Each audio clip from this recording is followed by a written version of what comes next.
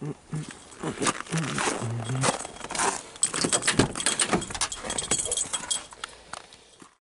Jungle.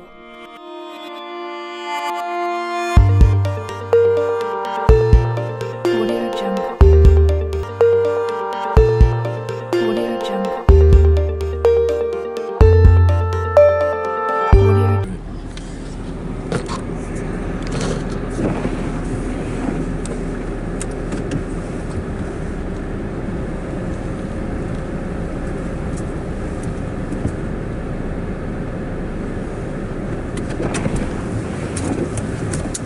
Alright guys, so we're on our way to the Shopify interview now. I must say this is a very big opportunity. I'm very excited. I'm very happy that Mr. Farinaccio put me in contact, and I honestly thank you, sir, for the effort. So super excited here, and we'll just be heading out, seeing what journey lays ahead. Hopefully we can set a good impression. Here goes the camera, really.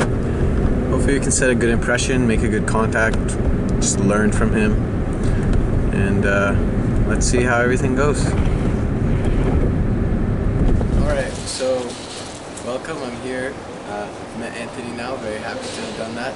Thank you again to Mr. Farinaccio for that contact. Of course, so hello Anthony. Alright.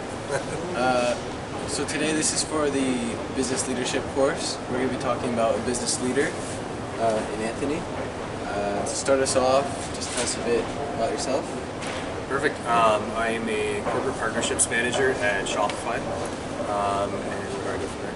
I basically just go around doing B2B sales and talking to different businesses and such, and that's been it. It's pretty cool. So he's also a former St. Mass student, which is pretty cool. And studied at Carleton. Yeah. Could maybe tell the funny story, or like the story, what you actually study and how you got into Shopify. Oh yeah. So actually I started in neuroscience, which clearly has nothing to do with what we're about to talk about. When I got out of there, I worked at the Royal Ottawa for a couple of years. I couldn't really take the whole, I guess it's tough when you're working in mood disorders, it's very depressing. Plus I have enough of my own problems, so I don't need to hear everybody else's. So then I moved on from there and got a job through my parents in marketing, and then went from there. So somehow went from neuroscience to business development and marketing. No correlation whatsoever. It's pretty cool though. It is, yeah. And talking a bit about all the traveling that you do, how do you find that in your work-life balance? Do you enjoy it? Yeah, it is tough to find a work-life balance. You get used to it eventually. But as you're saying, the traveling is amazing, especially when you get to see cities that you might not normally get to see unless it's on your own dime. So they pay for everything, which is great. And yeah, you get to go to a lot of cool events and stuff like that. So work-life balance can be tough, but I mean, the older you get, you figure it out, right? And I'm old now, so. There you go. So in terms of the leadership that comes under this, are you mostly like individually, like leading yourself, or do you have like a boss? Like, yeah, so I have, well, I'm at the point now where I kind of am my own boss, to be honest with you. I can set my own hours as long as I get the work done that I have to do. But I do have a direct boss. He travels more than I do. The guys are not usually around. It's mostly texting and calling. But the leadership style, like usually, as I told you, I have a partner. And for us, leading whatever team we have is mostly, we treat everybody like equals, and you're not above them, right? So that's the best way to do it. Everybody's got to function on the team, so that's how we like to look at it.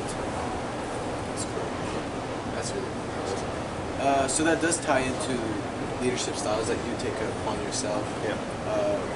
Or I guess amongst others, what kind of examples do you like to set in the workplace, or like values that you like to keep?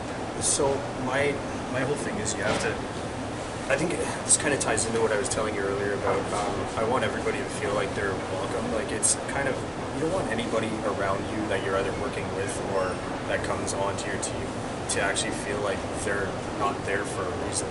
Like to be honest, I used to be the type where you want to take everything under your own, you're like, I want to control it, right? This is my thing.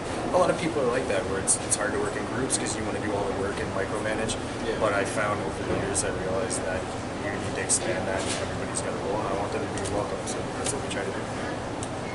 That's really important, actually. Like, I face that issue sometimes. Yeah. but I find it's also dependent on who you're working with. Yeah. So I guess it's like welcoming them in and like them actually putting in their part that makes a difference. Exactly. Yeah. I did find it tough though, As long as especially last year. Well, as long as they are actually doing the work. But I have to know something to know what I'm talking about. So that's a big responsibility where you're like, I can't go into this meeting because if you're gonna stop and be like, you're gonna lose it right there. And you don't want to do that. Exactly. Yeah. In terms of those meetings, do people ask questions during it? Like, are you kind of put under a microscope at times? Or? Yeah, and that goes right back to what I was just saying. There's a lot of, if you don't know something and someone's at, and this is actually good. I'm the type of person, you'll find a lot of people will try to force their way through an answer. Where it's like, I don't know what I'm talking about, but I'm going to screw it up. Yeah. I will never do that. I'm the type of person to be like, I don't know. Even if it's a big question. There have been times where I'm in a meeting with people who, are spending $15, $20 million. That's crazy. And I don't know the answer, and your first reaction is to kind of panic and be like, I'm screwed. But then again, if you lie to someone with $15 to $20 million, they're gonna get Exactly. Like, what are they more likely to do? Be understanding about you not knowing the answer and saying, I will find it after and tell you? Yeah. Or lying and then them finding out that it was full of crap. So. Yeah, definitely. I feel like the honesty takes you further. Exactly, yeah. So that's a good thing to remember all the time. And in terms of how you're treated as an employee at Shopify, which is where you're at, they treat you well? Oh, it's amazing. This is what we were saying as well. They're very good at knowing that if you treat your employees well, that you're going to make more money. That's basically how it is. It's pretty simple. It's like 2 plus 2. Yeah. The happier your employees are, like, you don't want them moping around all day, especially in the middle of winter when nobody wants to be outside. That's true. So if they're willing to, help you out with, as I was saying, we get paid for gas, kilometers. When you're traveling, you get a card. They just do everything for you. They basically try to make your life as easy as possible. In turn, you make their life as easy as possible. So there you go. So it's like the 2 plus 2 concept that they bring into. Exactly. Yeah. That's actually quite valuable. I think that would be quite good for presentation. There you go. I'm trying to think if there's anything else I really want to cover. Some good content. Is there anything you want to elaborate on? Anything else you want to? I wish I remembered. You said so many things there. Yeah, I mean they're on different topics. So like, this is just kind of to present to us from general those. Like that was more like some stuff I don't really want to give away as well. Of course, yeah. What about quickly, as like a quick tip from you? You've been in it for a while now. Going and preparing for these big meetings, like when you went to Amazon, for example. Yeah. What's going through your mind? I wish I didn't have to do this. No, I'm just kidding. Normally when I just like to be over-prepared. It was kind of like what we said where it was it was like when we said it's better to be overdressed than underdressed. Yeah. Same idea with this. Like I'll be over-prepared, and what harm does that do? If you know more than you're supposed to, and you don't use that info, well, it's there for another time. There's nothing wrong with learning, so that's my thing because I just feel better when I'm prepared all the time. Yeah, I can agree with you. Especially walking into Amazon. Remember I was telling you I was panicked and then I walked in, they're all in polos and jeans. Yeah. I'm like, alright, cool. But I can imagine you'd be telling me a totally different story. If you walked in polos and jeans, they're all in like Armani suits and all Exactly, that, yeah. and you're just like, oh shit. I just would have turned around and left. I quit. That's not me, that was another guy. You travel and you see things that you probably wouldn't see otherwise. Exactly, yeah. So typical day, not to get into it, it's going to sound like one of those Gary Vaynerchuk things, but I had to learn how to be more productive in terms of, when I wake up, and I slot everything in very, within like the same intervals, so it's like hour intervals, so it's like meetings and stuff like that. So usually a typical day is now I'll wake up and I had to change, like I was just telling you, I had to change when I went to the gym, so that changed from 11 p.m. to like 5:30 in the morning, which is ridiculous. That's crazy. I know. It's not like I'm doing this all the time, so I don't want to give off the wrong impression. And then I'll go straight in. I try to be in the office around like 7, which I'll beat everybody in because in tech, a lot of people don't show up until like 10. So you beat everybody in, but That's another perk then. Yeah. There's kind of leeway where some people can come in at 10, others can come in at 6. Exactly. So as long as it's kind of goes along with what I said before, where if you want, you can do whatever you want. Like I can leave. Like today, I left earlier to do this and then come and hang out with you. Thank you for that. No problem. They really don't care as long as you're doing what you have to do. Do you have to do like international calls? Like, so you go at 6 a.m. because you have to talk to someone in like London at noon, or like Exactly. There's a lot of that, and sometimes I just want to return all the emails. Like you'll have guys who are outlasting you every day. Guys are sending you emails at 1 o'clock in the morning, or females, or anyone in general. Yeah. Will send you emails at like 1 in the morning. So you're like, if I'm up earlier, I can return those and not worry about it. So it's just little things like that, and then literally my whole day is packed into just meetings. So it's like we have 2 assistants, so it'll be like either you're meeting this person, and then there might be an event, or it's kind of cool. Or if you're traveling, you have to get that under wraps pretty quickly. So it's like you have to be at the airport at this time to be here, and then you're coming back. So it's just time management is very important. It's huge. I had to learn that because I'll be honest, I wasn't too good with it. So there's still hope for me then. Yeah. Sometimes I am worried that time management can be anywhere. Yeah. Honestly, like when I'm focused, like for this, right? Like I made sure that I was taking the right bus to right time, like a 10 minutes. But like sometimes I can admit time management can be tough. Well, you have. I feel like it's you have to learn it. A lot. I don't know how people naturally have time management skills, because it's crazy if that's even possible. But for me, like I was saying, it was something where I had to retrain myself, because for years when you're doing something late at night, you have to switch it to the total opposite time of the day. It's like go to bed at like you have to go like 10 sharp kind of thing. Yeah, well, I don't sleep very much, but that's a different story.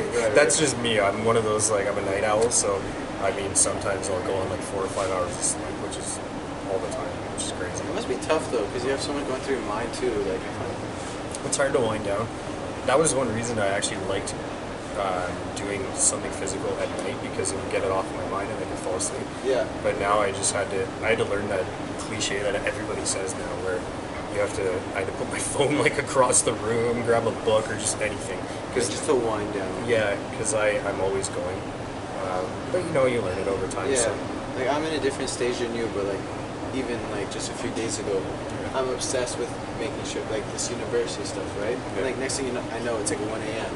And like I'm screwed now. Like this sucks. But like I just have to. Yeah. You don't unwind. It's like on your mind. You can't just get off of it, because you have to figure out the answer to it. Exactly. I still do that all the time, so I'm not going to pretend I don't. But yeah. There's times. Sometimes you're just so exhausted you're past it. But yeah. So most of the days, the good thing is when you get to the point where you have an assistant to actually do your stuff or book your stuff for you, it makes your life a lot easier. So I'm at that point now, but I would say majority of people won't have that yet. So that's really cool. Yeah, it is. Like an assistant, and that's just given to you. Like you don't have to like hire one yourself. Actually, I did for ours. We hired. Like we were in the interview. Yeah. But yeah, it's mostly they give one to you when you get to a certain point, because it's like, how are you? Even with I have this phone and a work phone. Yeah. How are you supposed to book your own stuff while trying to do everything else you're doing? So pretty crazy. Still cool. Yeah, it is. It's like we were saying earlier. It's not a lighthearted thing. Like you don't want to. If you're a 9 to 5 person, you really enjoy this. No, like, this is going all the time. Shopify never gave off that impression of 9 to 5 people. Yeah. Like, they're based on a completely different niche, we could say. Yeah, and you'll have days where I find this a cool part of the job. Some people might not, because you're always on, but you'll have events a lot of the time. It's networking. We were talking about this. Mm-hmm. When you're doing anything with marketing, business development, or sales, it's networking. So they'll be like, okay, well, there's an event, especially in Toronto. Yeah. There's an event here at 7 or 8 o'clock, so you literally can't turn off all day. Yeah, you have all day, then you have to be there at 7 minutes. Yeah, that's exhausting. Because you're like, after hours, and you're going to an event, and you're like, I just want to go to sleep, but I have to be personable. Yeah. Sometimes it's... As kind of an aside, but still related, what about for the people at Shopify who want to be more low-key? Is that a thing there? Yeah, so that's mostly the salespeople, or the gurus, for tech support. Those guys work in their pajamas all day, which is nice. But, yeah, those guys, but everyone else is... But you've never been in the building, right? I don't think. No, I haven't. We should have been there. They make the building so as that you want to be there. Like, we have bumper cars. There's No a way. fire pole. That's crazy. Each not meeting room, but there's different rooms with different themes. So there's one that's like a jungle, but there's like beanbag chair. Like you can go wherever the hell you want. And yeah, they create all our campuses and buildings so you want to be there. So it's kind of cool. Hopefully I can check it out one day. Yeah, That's the goal, but should have thought of that. maybe one day. We'll have to see. Yeah, absolutely. Thank you again. Appreciate it. We've covered a lot here today, so I thank you again for that opportunity. I thank you so much. No problem. I really appreciate it. This has been our review for the business leader. All done for the night. It's been a good day, good fun. It is cold out though.